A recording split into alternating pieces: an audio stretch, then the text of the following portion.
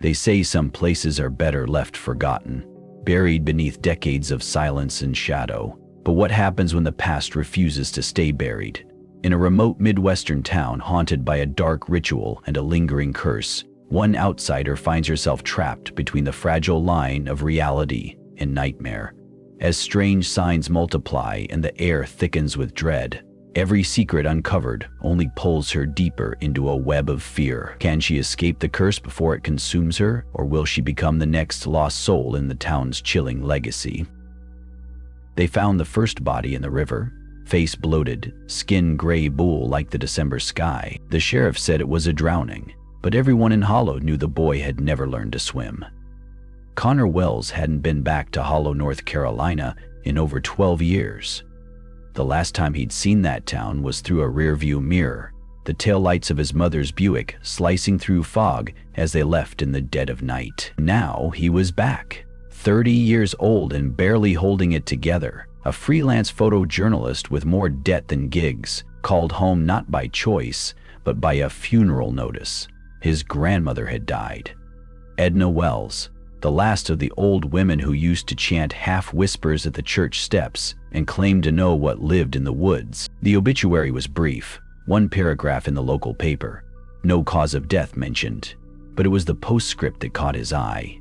Survived by grandson, Connor Wells. Property and possessions transferred accordingly. He didn't come back for grief. He came back because he had nothing left to lose and nowhere else to go. The air smelled like wet pine and smoke as he drove into Hollow. The hills looked like they were closing in, the tree lines thicker than he remembered, darker too. The town hadn't changed much, still 2 stoplights, still that gas station with the faded Chumel Punch tobacco sign. But the people had. They stared at him, like they knew something, like he had brought something with him. By the time he pulled up to the house on Ashbury Lane, it was past midnight. The place looked smaller than it did in his childhood. The white paint had peeled away, revealing a skeleton of rotting timber underneath. The porch sagged in the middle like a snapped rib. The mailbox leaned to one side. He stepped out of the car and the crickets stopped chirping. He didn't know why, but it felt like the house had been waiting. Inside, the air was stale, heavy with the scent of camphor and dried herbs. Furniture covered in yellowing sheets loomed like ghosts. On the wall above the fireplace was the old framed photo of his grandfather, who died long before Connor was born, a man with cold eyes and a mouth drawn in permanent judgment. The room had barely changed. Time hadn't passed here. It had only gathered dust. He dropped his duffel bag and wandered to the kitchen. The faucet coughed out rusty water. A stack of unopened letters sat on the table, all addressed to Edna Wells. One envelope stood out. It was thick, sealed in red wax, the emblem stamped into it unfamiliar, a circle of thorns around an open eye. He didn't open it, not yet. Instead, he opened the pantry. Among the canned peas and saltines was something he hadn't seen in years, a mason jar filled with river stones and bits of bone, sealed with black wax. His grandmother used to call it protection. But from what, she never said. The silence was broken by a knock, 3 sharp raps, then nothing. Connor froze. No one should have known he was here. The sheriff hadn't been notified, and the closest neighbor lived half a mile away. He walked slowly to the front door, careful not to let the floorboards creak. When he opened it, the porch was empty, except for the wet footprints, small, bare, like a child's, leading down the steps and into the overgrown yard, disappearing into the fog. Connor didn't sleep that night. He sat in the living room with his old baseball bat beside him, ears tuned to every groan of the house, every whisper the wind threaded through the eaves. But morning came, and with it, the illusion of normalcy. The funeral was at St. Caleb's Church, the one with the bell tower that hadn't rung since 1979. 3 people showed up, a cousin he didn't remember, the pastor with eyes like milky marbles, and a girl with a black veil who didn't speak but placed a carved twig doll on the casket. That night, the dreams began. He was underwater, lungs aching, looking up through a film of murky green. A face stared down at him from the surface, eyes wide and bleeding black. The mouth opened, and a voice filled his skull, not with words, but with grief, ancient grief. He woke gasping, soaked in sweat. His sheets were damp, not just with sweat, with river water. Downstairs, the red wax envelope still sat unopened. He took it in trembling hands and broke the seal. Inside was a letter written in his grandmother's tight, spidery script. "Connor, if you're reading this, I've already crossed. I prayed you wouldn't return, but blood always finds its way home. There is something under Hollow. We called it the 13th, though its real name is older than trees. You saw it once you were 3. I tried to keep it from you. I failed. It wakes when blood returns, and it remembers. Do not go near the river. Do not speak to the drowned boy, and for God's sake, do not let them mark your door. You are the last Wells. What it once is legacy." Edna, the letter slipped from his fingers. Just then, the front door creaked open. Not all the way, just an inch, enough to let the cold slide in, enough for Connor to see something etched into the outside of the door frame, glistening like fresh sap, a circle of thorns around an open eye. He didn't breathe. He didn't move. Somewhere in the distance, the church bell rang. Once, twice, 13 times. Connor stared at the sigil on the doorframe for what felt like an eternity. It hadn't been there when he arrived the night before, he was sure of it. Now it gleamed faintly in the dawn light, wet as though freshly carved, even though the wood was neither split nor gouged. The lines looked grown, not etched, as if the symbol had been waiting inside the timber all along, just needing something to draw it out. He backed away slowly, closing the door with a trembling hand. The latch clicked into place like the exhale of a lung. The rest of the day passed in strange silence. He didn't leave the house. Something in his chest, part fear, part instinct, told him that whatever was out there had already found him. No point in pretending this was just grief-fueled paranoia. By afternoon, the fog hadn't lifted.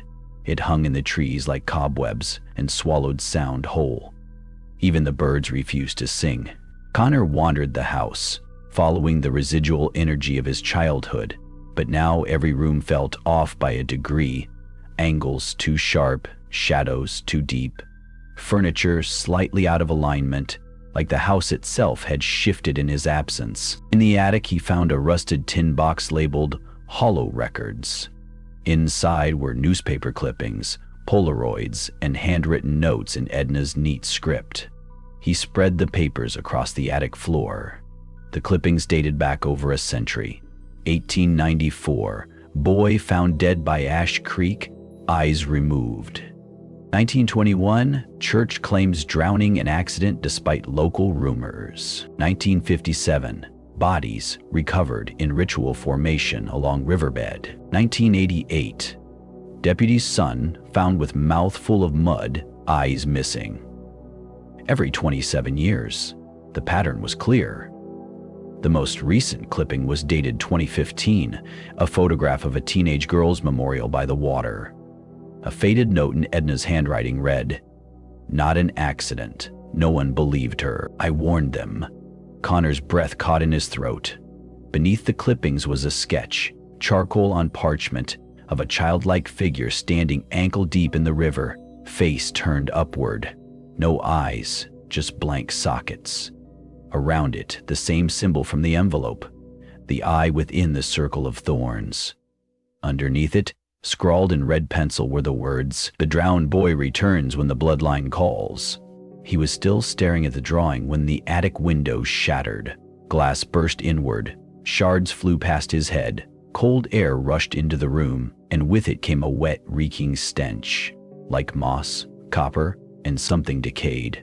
He scrambled to the window, careful not to step on the broken glass. There was nothing outside but fog, but on the outside of the pane, written in moisture, were 5 dripping words. "Do you remember me yet?" He slammed the shutters closed and bolted them. That night, sleep came late and left early. Dreams of a boy floating face down in the river haunted him. Dreams where Connor was the one in the water, looking up through that green murk, reaching for help as pale arms pulled him deeper. When he woke, his fingernails were filled with river silt. He needed answers. The sheriff's office was a squat brick building beside the town diner, where a rusted patrol truck idled eternally out front. Sheriff Abel Crane looked like someone built out of muscle and sawdust, with a gray mustache and permanent squint lines. He stared at Connor over his coffee like he was a stray animal. "Didn't think you'd come back," Crane said. "I didn't think so either. What brings you here, besides the body?" Connor froze. "What body?" Crane's eyes narrowed. "The kid, Mason Keene, found yesterday morning by Ash Creek. Face bloated, no signs of trauma." "You're telling me you didn't hear?" "No, I just got in last night." "But that's not why I came." Crane leaned back. "Then why are you here?" Connor debated lying, but something told him Crane already knew too much to fool. "My grandmother died. I'm staying at the house on Ashbury." Crane's face darkened just a little. "Edna was complicated. She left me some notes, clippings, about drownings in Hollow. I think she was tracking something." Crane sighed. "Yeah, she always thought this town was cursed. Said it ran in the dirt and the bones. Didn't matter how many pastors we brought in or how much holy water we sprayed on the creek. She believed the land had teeth. And you?" "I believe kids drown sometimes. Towns forget things. People need stories to explain what they don't want to face." Connor stood. "That boy yesterday, did he have his eyes?" Crane didn't answer right away, then closed. But they didn't stay closed. On the walk back from the station, Connor noticed something strange. On the trees near his grandmother's property, ash mostly, there were small carvings in the bark. The same symbol again: circle, thorn, eye. They weren't new, they were old, weathered, but now they were bleeding sap, dark and thick like blood. That night he burned the letter. He didn't know why. Maybe to feel like he still had control over something. Maybe because deep down from the door, then came the knocking again. 3 slow raps. This time he didn't answer. He stood in the kitchen, staring at the door. The air felt heavy. The fridge buzzed in a low, anxious hum. Then the doorknob turned, just slightly, enough to click. The door creaked open an inch. Connor stepped back, heart hammering. A small, wet hand slipped around the edge of the door and pressed a muddy coin onto the threshold. A whisper followed, soft and hungry. "You came back, cousin." He slammed the door, locked it, bolted it, pushed the old armoire in front, but when he turned, the coin was still on the floor, wet. Ancient, Roman maybe, but it bore the same sigil. As he picked it up, a voice echoed in his mind, not heard, but known. "The 13th has been waiting. The blood calls it home." He dropped the coin. From the back of the house he heard a creak, then another. Floorboards. Upstairs. Something moving. The air shifted. Then the bedroom door slammed shut by itself. He ran up the stairs 2 at a time and found the door locked. No lock had ever existed on it before. Then he heard it. On the other side of the door, the sound of dripping water. Some houses don't creak with age. They groan like they're trying to remember. Connor spent most of the night sitting on the stairs, staring at the locked bedroom door that had never had a lock. The dripping had stopped sometime after midnight, replaced by a heavy silence that was somehow worse. At some point, he must have dozed off, because when the morning light spilled in through the window, the door was wide open again. Inside, everything looked exactly as it had before, except the bed was soaked. The sheets were damp, the pillow dripping onto the floorboards. There was no broken pipe, no overturned glass of water. Just the impression of a small body curled in the center of the mattress, like someone or something had lain there all night, leaking river water into the cotton. Connor changed the sheets, but the smell lingered. Iron, algae, and something rotten. By mid-morning, he knew he couldn't stay in that house another day without answers. Whatever haunted Hollow wasn't content to stay dead. It was coming for him. and for whatever reason, it had waited until now, until he came back. He remembered the Old Town Library, not the new brick one near Main Street, but the original, tucked behind the old church. Edna used to call it the morgue, half joking, because it was where all the forgotten things went to die. He drove over in the fog, headlights barely cutting through the morning mist. The road to the church was cracked and crumbling, eaten by roots and time. The parking lot had weeds growing up through the gravel, and the only other car was a red hatchback with a bumper sticker that said, "Ask me about the hollow moon." The door to the library groaned open, and the scent of mildew and paper mold hit him like a wall. Inside, the light was dim and yellow, filtering through warped windows. Rows of wooden shelves leaned like drunks at the end of a long night. A single desk lamp burned near the circulation counter, where an older woman in a denim vest and cat-eye glasses peered at him over a crossword puzzle. "You're a Wells," she said before he even spoke. He blinked. "That obvious?" "You've got Edna's jaw," she said, "and her look, like you don't trust the floor under your feet. She used to come in here all the time, said the town was full of things no one wanted to write down." She was right. The woman, her name tag said Dorothy, stood in motion for him to follow. "You're looking for the dead files." He didn't argue. Dorothy led him past the main reading room to a narrow hallway. At the end was a steel door with a flickering light above it. She unlocked it with a brass key that looked like it belonged in a dungeon. "Whatever's in there," she said, "don't take it with you." The door clicked open, and Connor stepped into a room colder than the rest of the building. The archives smelled like old leather and regret. Metal filing cabinets lined the walls. In the center was a wide table covered in opened folders and rolled up microfilm. He worked through the cabinets one by one. There were maps of the town going back to 1820, property records, drowning reports, missing children, strange police logs written in a mix of shorthand and symbols. The further back he went, the worse the handwriting became, like the people recording these events were breaking down with the town itself. Then he found it. A file marked "The Wells Family, Private."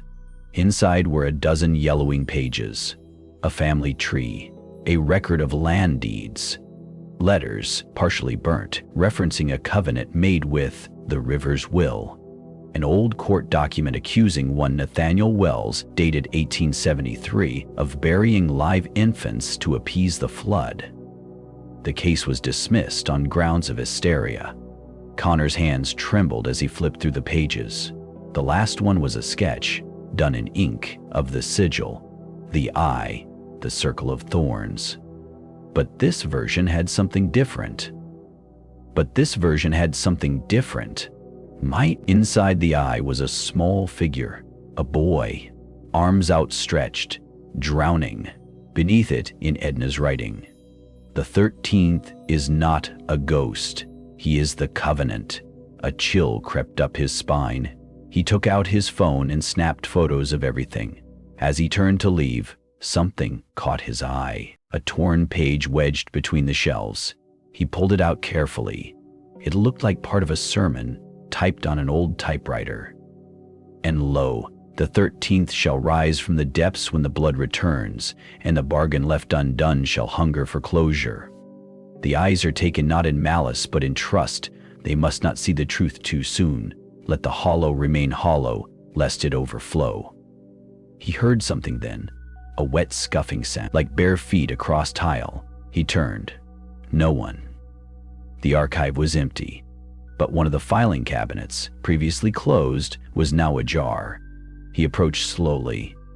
Inside, resting on a stack of papers, was a child's shoe, small, soaked, and next to it, a photograph of Edna, much younger, standing beside the Ash Creek Bridge. Her arms were crossed, face grim. Behind her, police tape flapped in the breeze. Connor flipped it over. On the back, in red ink, "He wasn't the first. You won't be the last." He left the archive shaken.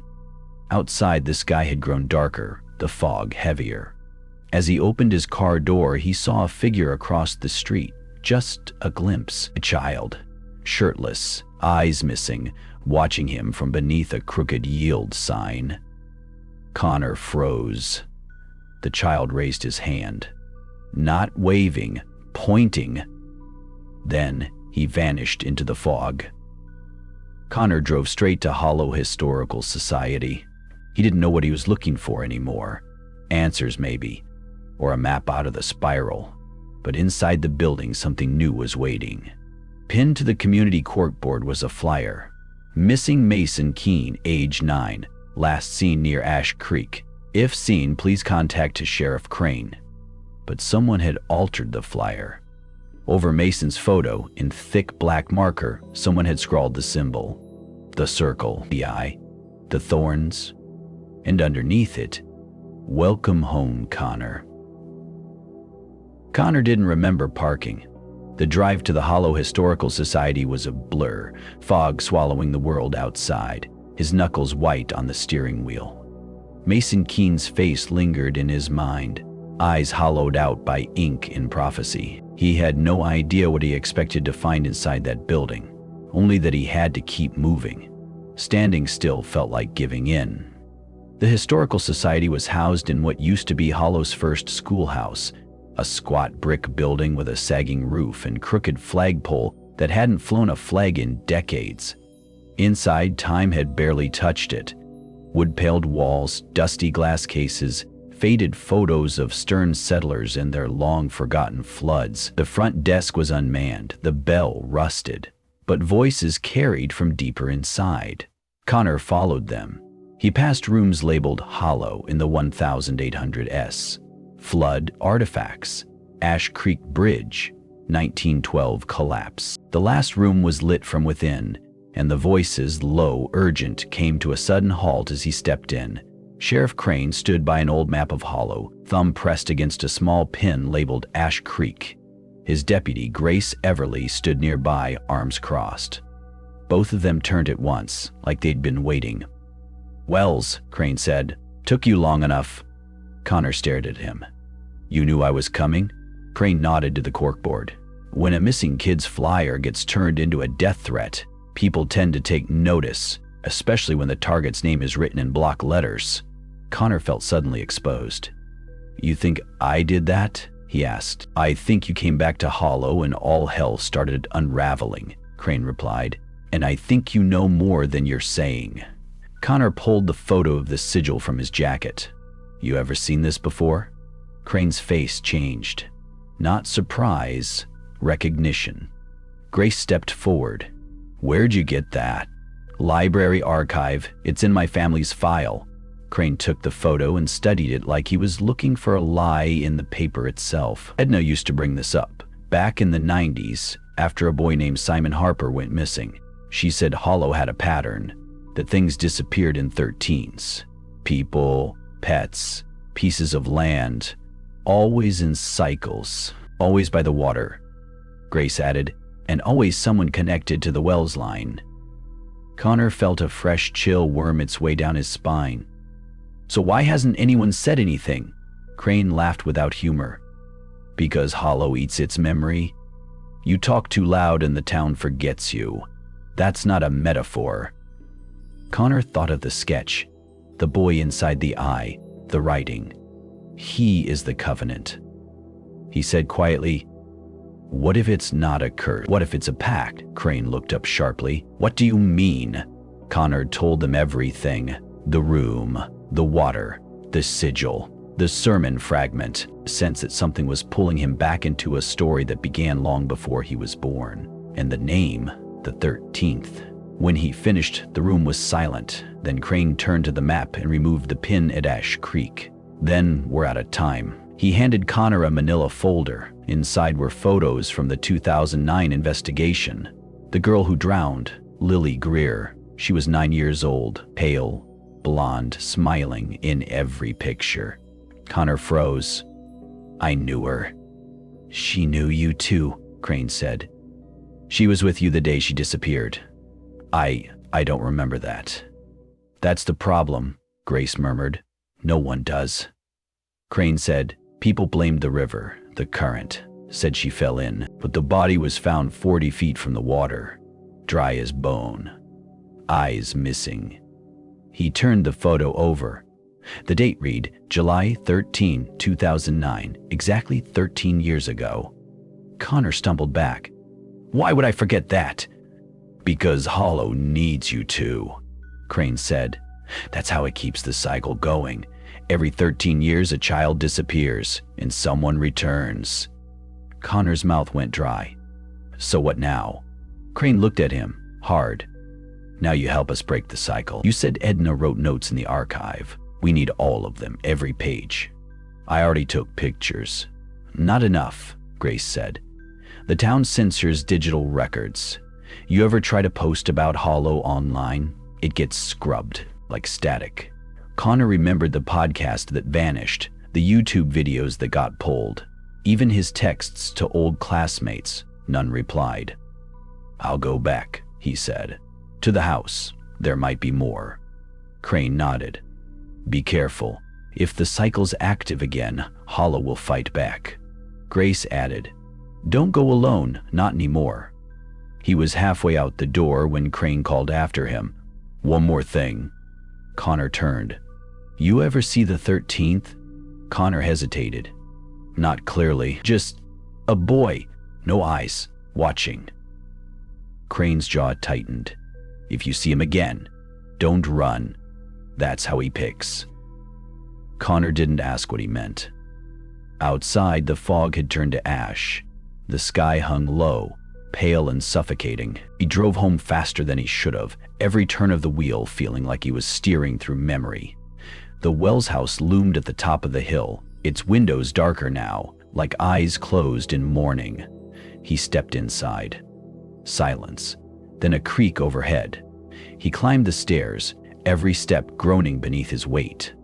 At the top, the door to Edna's bedroom was closed again. He opened it. The room was empty until he saw the box, an old chest beneath the bed, carved with the same sigil. He dragged it out.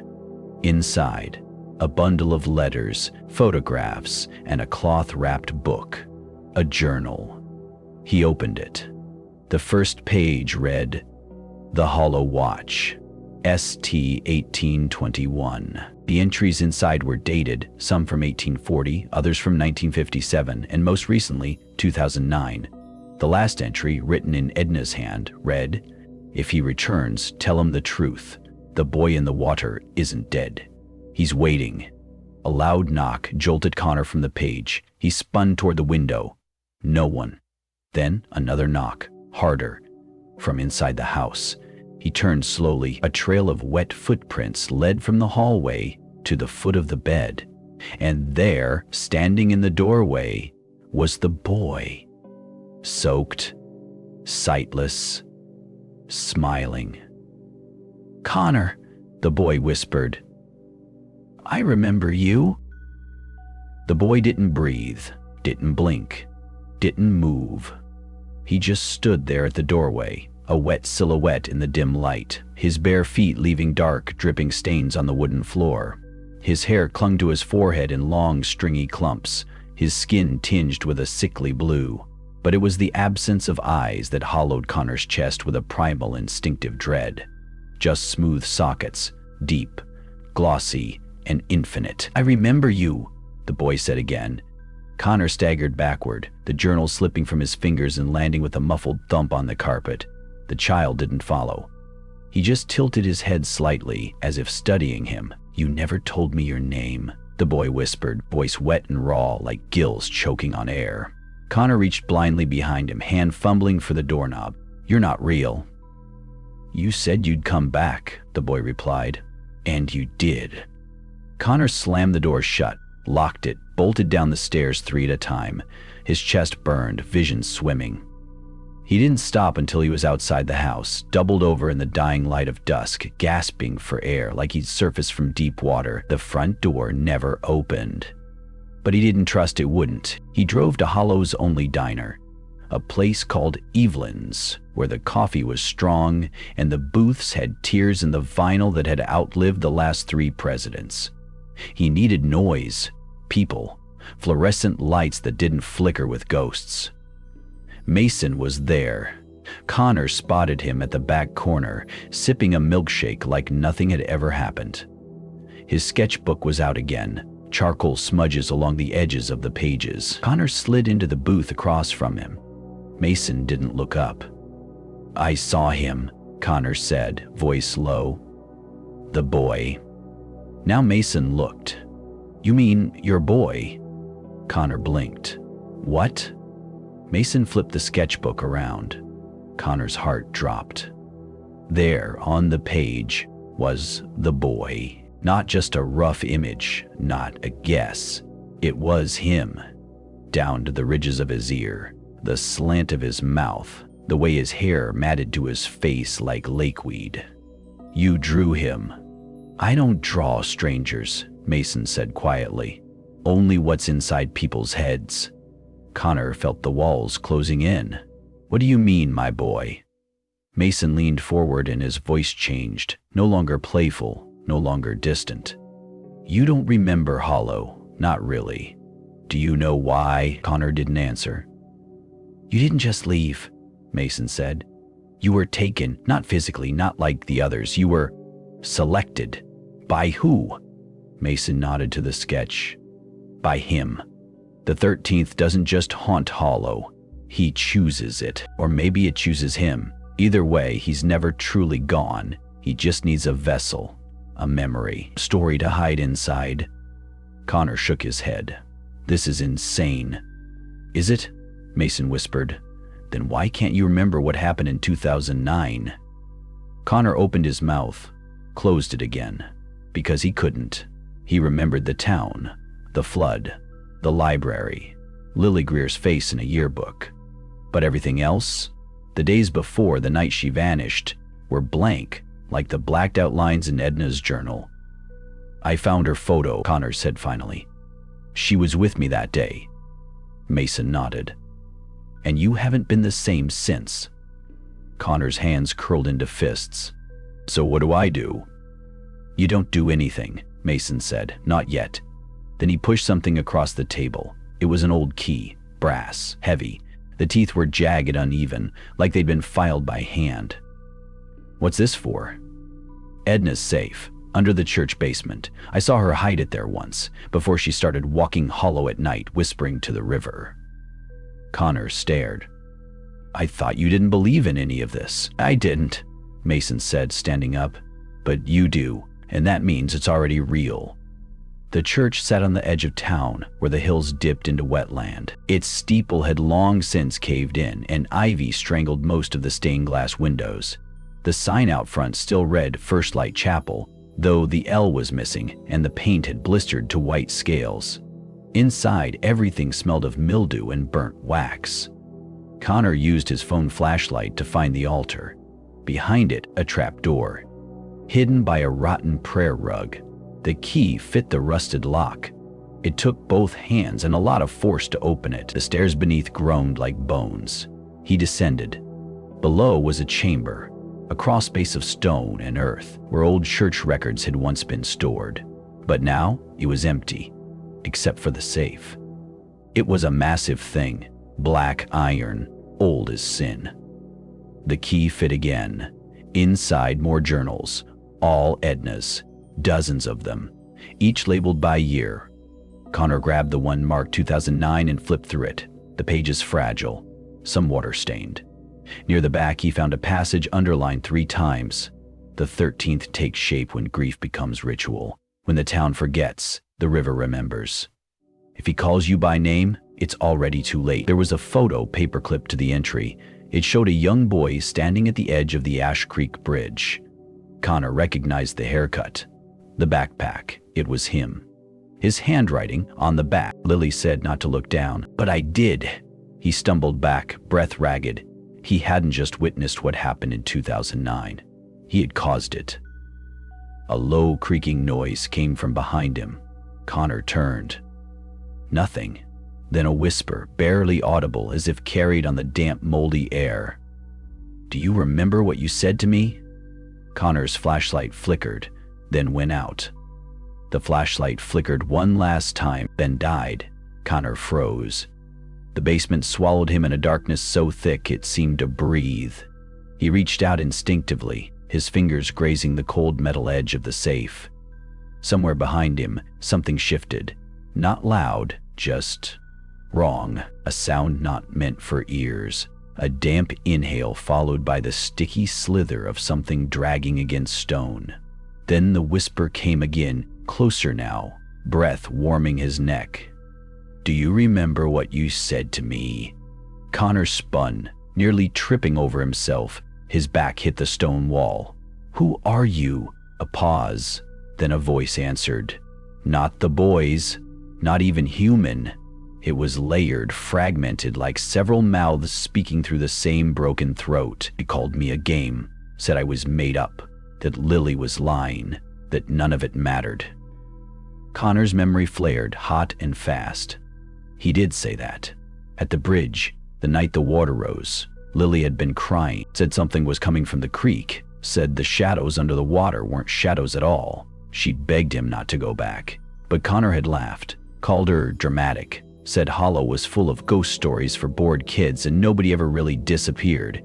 Except that night, someone did, and now he was standing in the dark with it. "I didn't know," Connor started. "It didn't matter," the voice said, "because I knew. I always do." The temperature dropped. Frost crawled up the safe's handle. The journals inside began to curl inward, pages blackening at the edges like paper in flame, but there was no fire. Just rot. Connor lunged forward, grabbed the 2009 journal before it burned. As he did, something cold wrapped around his wrist. Thin, wet fingers with nails like barnacle shards. "Don't forget me again," it whispered. He ripped away, bolted up the stairs, barely making it out of the basement before the trapdoor slammed behind him with a deafening boom. The key was still in the lock. He twisted it once, twice, but it wouldn't budge. The church was empty when he stumbled into the aisle, but not silent. Above, the rafters groaned. Then a sound like dragging footsteps, slow, deliberate, moved across the boards in the loft. Connor didn't wait to see what was watching. He sprinted out into the night.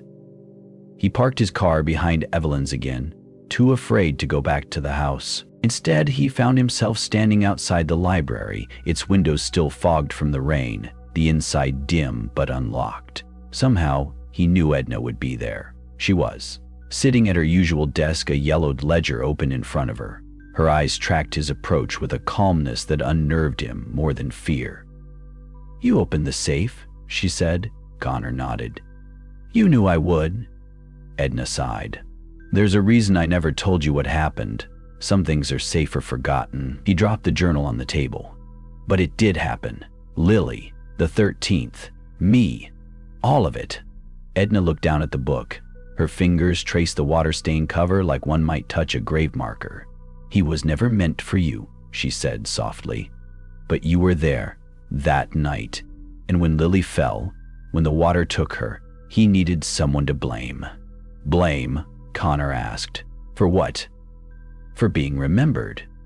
Edna rose, walked slowly to a shelf near the back. She pulled down a volume Connor had never seen before, bound in cracked leather, no title on the spine.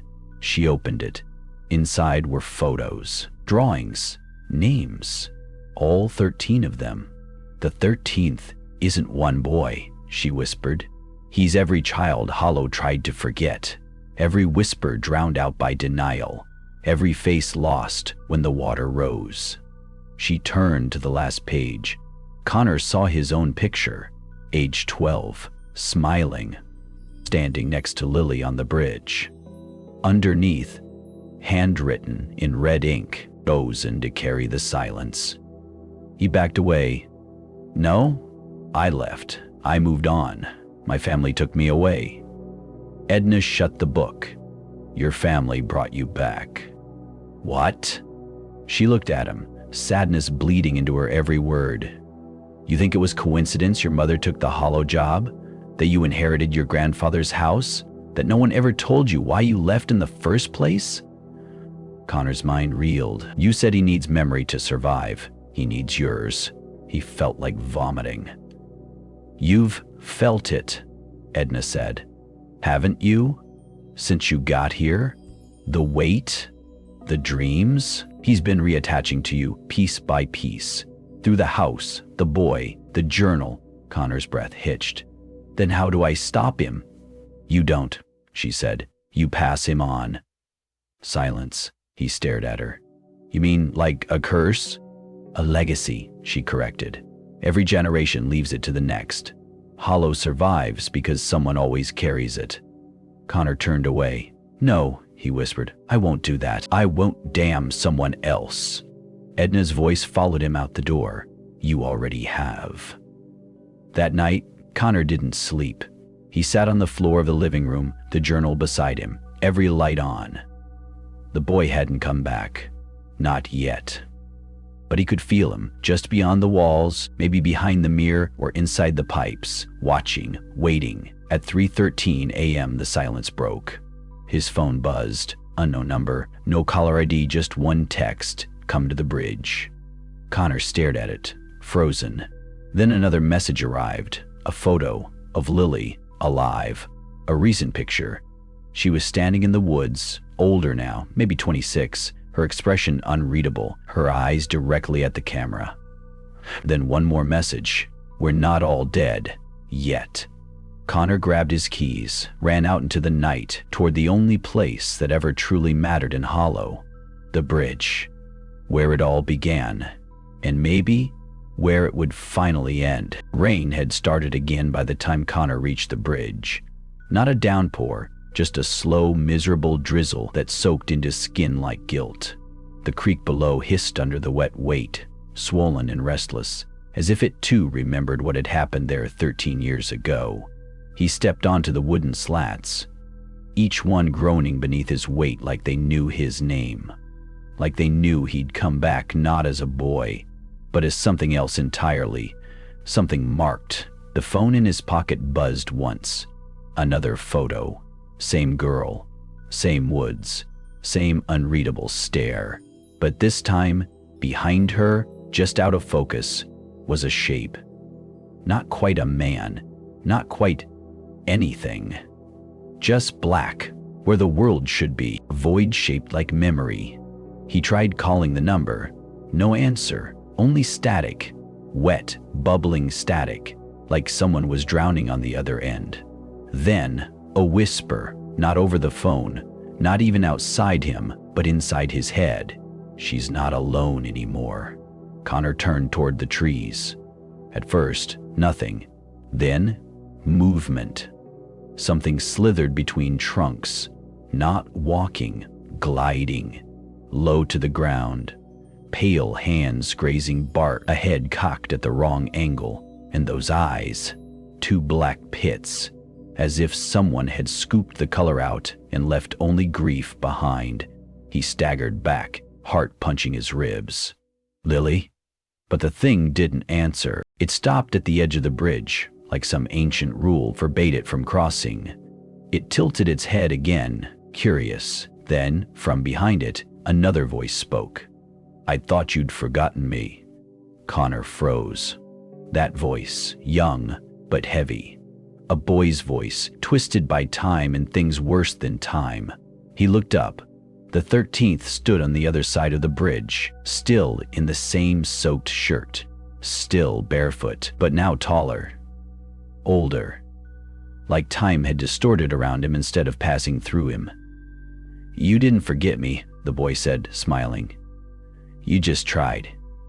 Connor's voice cracked. What do you want from me? The boy took a step forward. The creek rumbled louder, like it disapproved. To remember, he said, to bring it back, to finish what you started. Lightning flashed. For a split second, the figure beside him, the girl from the photo, became clearer. It was Lily, but something was wrong. She wasn't moving on her own. Her arms hung slack, her feet barely touched the ground. It was like she was being worn, draped over the bones of something that didn't belong. Let her go, Connor said. If she's alive, let her speak. The boy laughed once, sharp and cold. She is speaking, he said. You're just not listening. He raised one hand and pointed. Come see. The bridge creaked behind Connor. He turned. The town was gone. In its place, fog, thick and endless. The road, the trees, the signs, all swallowed by a silence too loud to be real. And in the middle of it stood someone else, Edna. But she was wrong. Her body hunched, her arms too long, her mouth moving in jerks, like a puppet trying to speak through splinters. "Connor," she gurgled. "He's inside." He backed away from both ends of the bridge now. Nowhere to go. Both sides were pulling him in. "Pick," the boy said. "Pick the past or the hollow." Connor looked down. The water moved differently now, backward, upstream, like it was undoing itself. And in the depths, faces, pale, soft, remembered. All 13 of them, children with mouths open in warning or welcome. It was impossible to tell. One of them reached up. Lily. She mouthed something. Connor leaned closer, tears mixing with rain. "I'm still here." Then she was gone. Swallowed, he staggered back, fists clenched. "Why are you doing this?" The boy didn't answer. Instead, he split. One moment he was standing on the other side. The next he was behind Connor, whispering into his spine. "I want my story back." Connor turned to punch but hit nothing. Only fog. The boy's laugh echoed, not from one place, but all places. Above, below, inside. "I want to be remembered," he said again. "So tell them." Connor dropped to his knees. "Tell who?" Silence. Then the sound of writing. He turned. The journal, the one from 2009. Open on the middle of the bridge. But the ink was moving on its own, shaping words he hadn't written yet. He crawled to it, hands trembling. The page read, "Begin again, Chapter 1.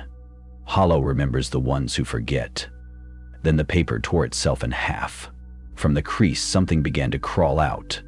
It wasn't human, not even close, but it wore his face, and it whispered, "So do you." Connor's breath came in ragged gasps, the cold fog wrapping around him like a shroud. His own face, distorted and crawling from the torn journal page, vanished into the mist as quickly as it appeared, leaving him grasping at nothing but the damp wood beneath his trembling fingers. His mind raced. The journal. How was it writing itself? Who was that shadow with his face? And what did the boy mean, "So do you"? Was this some twisted reflection of his own fading sanity? Or worse, something darker? Something that had been waiting beneath the surface all along. The bridge groaned again, unsteady under the weight of the night's mysteries. Connor forced himself to stand, swallowing the lump in his throat. The fog thinned just enough to reveal the far end of the bridge, and Edna, or whatever she had become.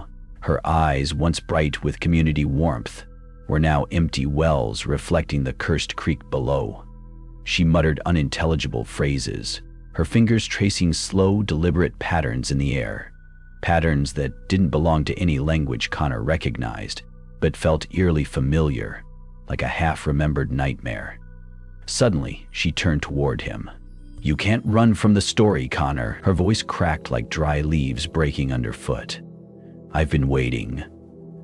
Connor's heart thudded painfully against his ribs. "Waiting for what?" "The truth," she rasped. "The part you've buried beneath silence and fear." The weight of those words settled on him like a boulder. For years he'd tried to forget, not just the accident, but the after, the whispers, the missing kids, the cold nights when the wind carried voices he refused to hear. But now, standing in the middle of this cursed place, he knew the story wasn't his to bury, not anymore. He stepped forward, voice trembling. "Tell me!" Edna's hands twitched, and from the fog, the faint glow of candles appeared. Not on the bridge, but on the shore, illuminating a circle of symbols carved into the earth, symbols that matched the ones in the journal. Connor's eyes widened. Ritual. He glanced back at the boy. The 13th. He was gone. Vanished like smoke on the breeze. But the air grew heavy, thick with an ancient presence. The creek bubbled again, but this time with voices, fragments of screams, laughter, and sorrow, all tangled together like a living thing. Connor walked toward the shore, each step weighed down by memories and dread. He reached the circle. The symbols pulsed softly, like a heartbeat beneath the soil. He crouched, fingers tracing one of the carvings. Suddenly, the earth trembled. A scream shattered the night. Lily's voice. Connor looked up, eyes darting through the fog. There, standing just beyond the ritual circle, was the girl again, but this time she was awake. Her eyes wide, scanning, desperate. "Connor," she called out. "Help me." His heart seized.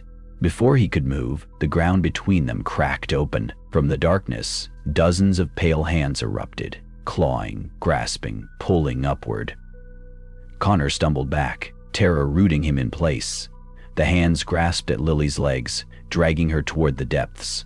She screamed, a sound full of pure, unbearable fear. Connor lunged forward, grasping for her, but the hands were relentless. They dragged her under, and with one final, blood-curdling shriek, she vanished beneath the earth. Silence fell like a shroud. Connor sank to his knees, breath ragged, hands trembling. And then, a new sound. Not from the creek, or the wind, or the fog, but from the circle itself. A slow, deliberate knocking. Tap, tap, tap. Connor froze. The knocking grew louder, rhythmic, like a warning, like a summons. He looked down. The earth was shifting. From beneath the carved symbols, a small wooden box emerged, ancient, cracked, and covered in the same strange symbols. Connor's hand hovered over it, skin prickling with both dread and curiosity. He opened it slowly. Inside lay a single yellowed piece of paper. Written in messy, hurried script were the words, "You cannot escape what lies beneath. The ritual calls for its final witness." The fog thickened, swallowing the box, the shore, and even Lily's screams echoing faintly in the distance. Connor stood, resolve hardening in his chest. This was no longer about survival. It was about reckoning. And whatever awaited, it wasn't done with him yet. As he stepped back onto the bridge, the shadows shifted. From the mists, two glowing eyes watched, unblinking, unforgiving. And in the distance, the faintest hint of a smile curled at the corner of the boy's lips. Some secrets are meant to stay buried. Connor's fingers trembled as he traced the jagged edge of the ancient paper. The cryptic words echoed in his mind like a relentless drumbeat, each syllable a summons that clawed deeper into his sanity. The fog hung heavy around him, swallowing the landscape whole, turning the world into a ghostly void where shadows whispered secrets no one dared voice aloud. It said, with no sound below, like the noise he'd hear any moment suddenly came. He glanced back toward the bridge, now empty, save for the lingering echo of Edna's warning. The chilling truth was settling like frost beneath his skin. The ritual wasn't just some forgotten local legend. It was alive, pulsing with a malevolent will that had outlasted generations. And it was hungry. Connor's mind raced to piece together the scattered fragments. The 13th's eerie messages, the cursed creek's whispers, the pale hands dragging Lily into the earth. There was no escaping this. The past wasn't dead. It was breathing beneath his feet, waiting to claim its due. He forced himself to rise, the ancient box tucked tightly under one arm. His next step had to be deliberate, guided by reason despite the creeping dread tightening around his throat. The town's historical society, that was his only hope. Somewhere in their archives lay the answers, hidden among dusty records and faded photographs. Driving back into town, the streets seemed colder, emptier, like a husk stripped of warmth. Connor parked outside the old brick building, its windows dark but for the faint flicker of a single desk lamp deep inside. He stepped in, the musty smell of paper and age wrapping around him like a warning. Inside, he found Martha, the society's elderly librarian, hunched over a collection of yellow documents. Her eyes lifted slowly, sharp and cautious. "You're back," she said quietly. "And the box?" Connor nodded, placing it carefully on the table. "I need everything you have on the creek, the rituals, anything unusual from the past 100 years. Martha sighed, pulling out a heavy ledger. "Most have tried to forget. The disappearances, the drownings, blamed on the creek's strong currents and treacherous banks. But some stories, they never die. Page after page, they uncovered chilling accounts. Farmers losing children to the creek, strange symbols carved into tree trunks, neighbors who spoke in whispers about the curse that comes with the water. One diary entry caught Connor's eye, a mother's desperate plea from 1923, begging for protection against the shadow beneath the waves. As they pored over the records, Martha hesitated. There's something you should know. This town isn't just haunted by the past. It's bound to it.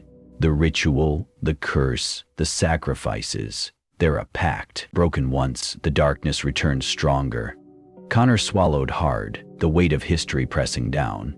The rituals, they weren't random. They were deliberate, cyclical, a dark covenant forged in blood and fear. He thought of Lily, of the pale hands dragging her away, of the boy with his knowing smile. The ritual demanded a witness, a final act, and somehow Connor was entangled in its threads. Martha reached out, her voice barely above a whisper. If you're going to face this, you'll need help. Someone who understands the old ways. Someone who's walked these shadows before.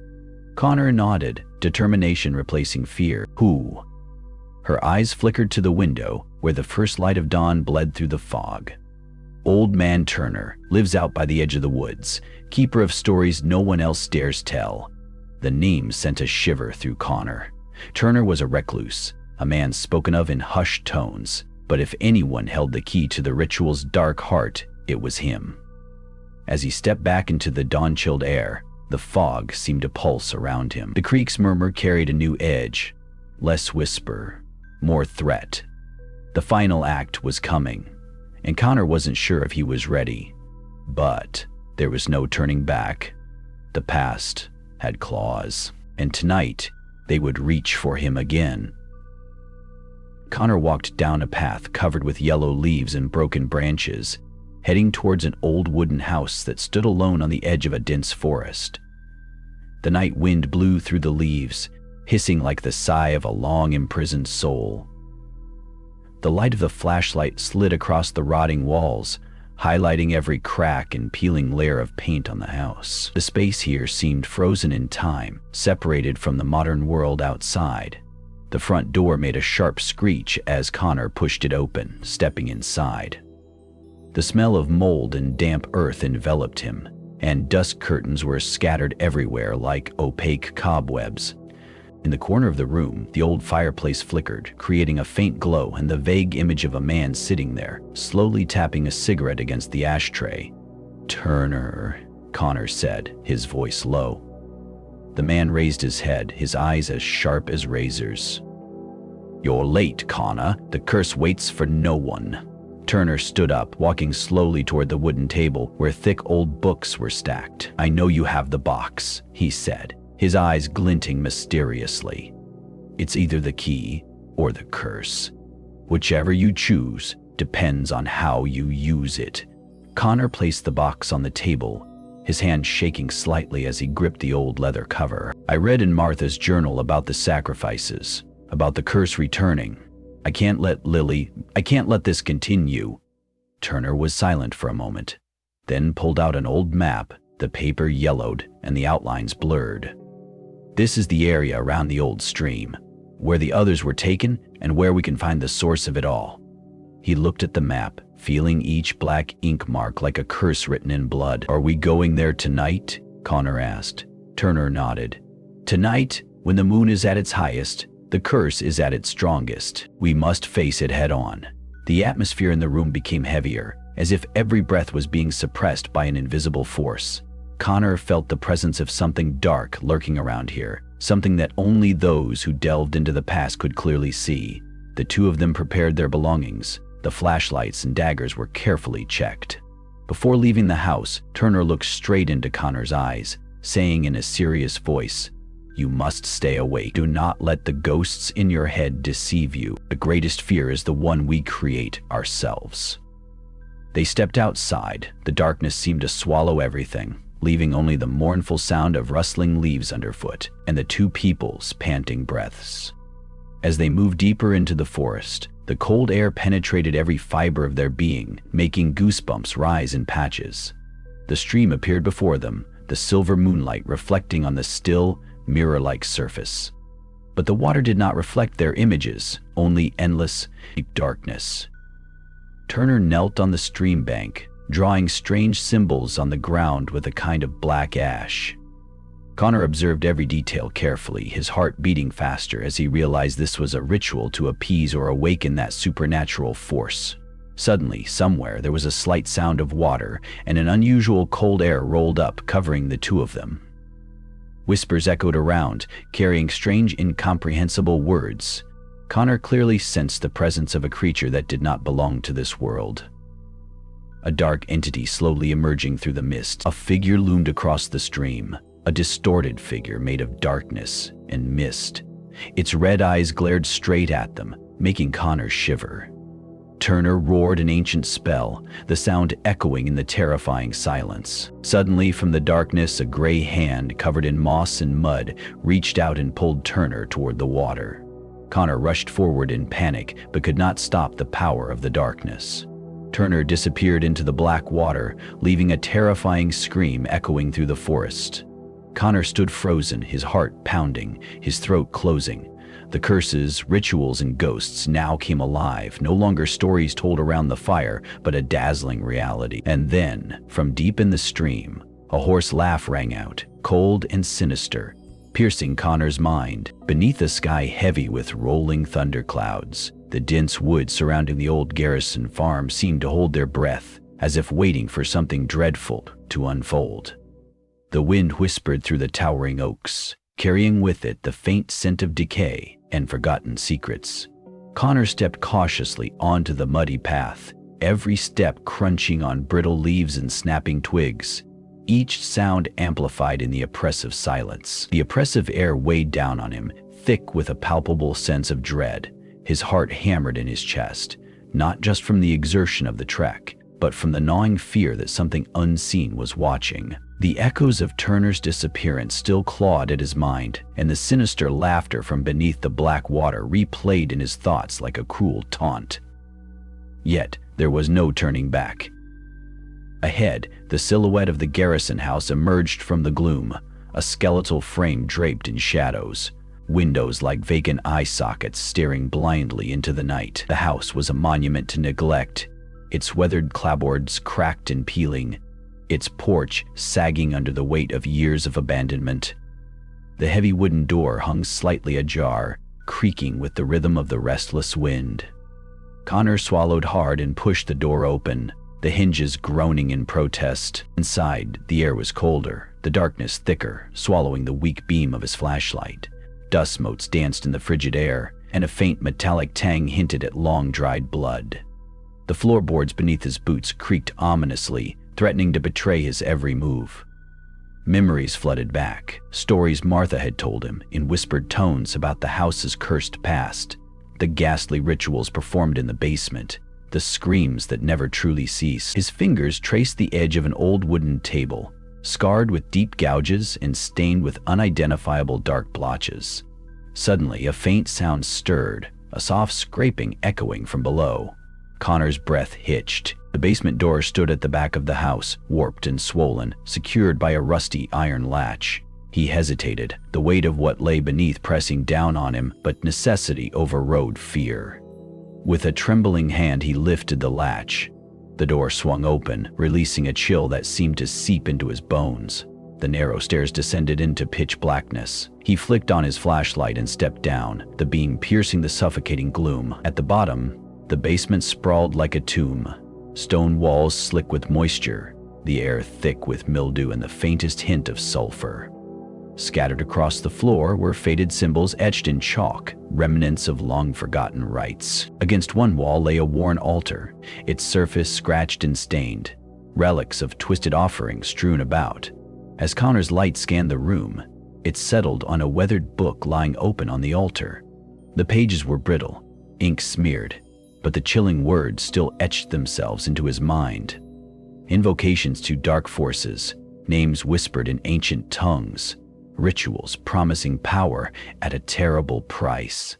A sudden movement caught his eye, a shadow flickering near the far corner. He froze, every nerve screaming. The darkness seemed to coalesce into a shape, shifting and writhing. Two glowing red eyes locked onto his, burning with malevolent intelligence. "We do you disturb us?" a rasping voice hissed, seeming to come from everywhere and nowhere. Connor's mouth went dry, but he forced himself to speak. "I'm here to end the curse, to stop the suffering." A laugh, hollow and cruel, filled the basement. "End it? Foolish mortal. The curse is eternal, bound by blood and sacrifice." The apparition lunged, its form dissolving into a swirl of shadows that enveloped Connor. He stumbled back, heart pounding, the room spinning. Memories flashed, Turner's warning, Martha's pleas, the faces of those lost to the darkness. Gritting his teeth, Connor reached into his pocket, fingers closing around the old talisman Martha had given him. The symbol carved into its surface glowed faintly, pulsing with a warmth that pushed back against the cold shadows. Chanting the words Turner had taught him, Connor held the talisman aloft. The basement trembled as light battled darkness. The shadow shrieked, recoiling, its form fragmenting like smoke caught in a storm. Suddenly, silence. The red eyes vanished. The air grew lighter, the suffocating presence lifting. Breathing heavily, Connor looked around. The basement seemed empty, yet the echo of the curse lingered like a stain. As he ascended the stairs, the faintest whisper brushed his ear, chilling and unresolved. "You cannot undo what was done. The price remains." Outside, the first light of dawn crept over the horizon, casting long shadows across the haunted land. But for Connor, the nightmare was far from over. The morning light barely pierced through the heavy canopy of ancient oaks. As Connor stood at the edge of the garrison farmstead, the remnants of the night's battle etched deep into his weary bones. His fingers still trembled from the struggle below, and the weight of the talisman felt heavier than ever in his palm. The silence around him was deceptive, thick with the residue of dark forces that refused to be vanquished. He forced his eyes away from the crumbling house, the place where the curse had rooted itself so deeply, feeding on generations of pain and despair. The forest behind it seemed to close in, shadows twisting unnaturally, as if the land itself was mourning or warning. Connor knew that what he had faced was no ordinary evil. This was something ancient, insidious, a darkness woven into the very fabric of the soil and soul of this place. As he took a cautious step forward, a cold wind whipped past, carrying with it a faint sound, a whisper, barely audible, like the rustling of dead leaves, or a voice just beyond comprehension. He paused, heart pounding, eyes scanning the dim horizon. The whisper grew louder, more urgent, threading itself into his mind with chilling clarity. "You cannot escape. The debt remains." A knot tightened in Connor's stomach. The curse wasn't broken. It had only been held at bay, pushed underground, but never destroyed. The talisman's glow had faded, its light no match for the darkness's patience. He thought of Turner, lost to the shadows, of Martha, whose warnings had been desperate and fractured, of the countless others swallowed by the endless night that seemed to cling to this forsaken land. Each victim a thread in the tapestry of the curse, each scream an echo in the void. Connor's gaze drifted toward the forest's edge where the mist curled like spectral fingers. Moving slowly, he felt drawn to the old stone circle hidden deep within, a place whispered about in the county's forgotten lore, where the boundary between worlds thinned. The path was treacherous, tangled with roots and slick with dew, but Connor pressed on, driven by a desperate need to understand.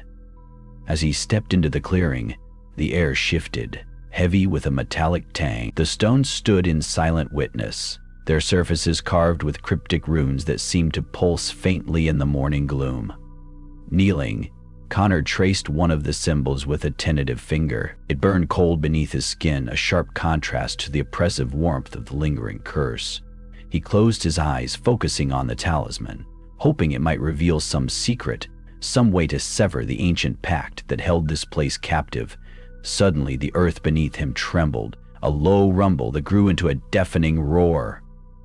The forest around the clearing seemed to warp and twist, the shadows stretching longer, darker, reaching toward him like hungry hands. A figure emerged from the darkness, tall, cloaked in shifting shadows, eyes like burning coals. The voice that followed was both familiar and otherworldly, echoing inside Connor's mind. "You meddle in things beyond your reckoning, mortal. The curse is not a chain you can break, but a fire you must carry."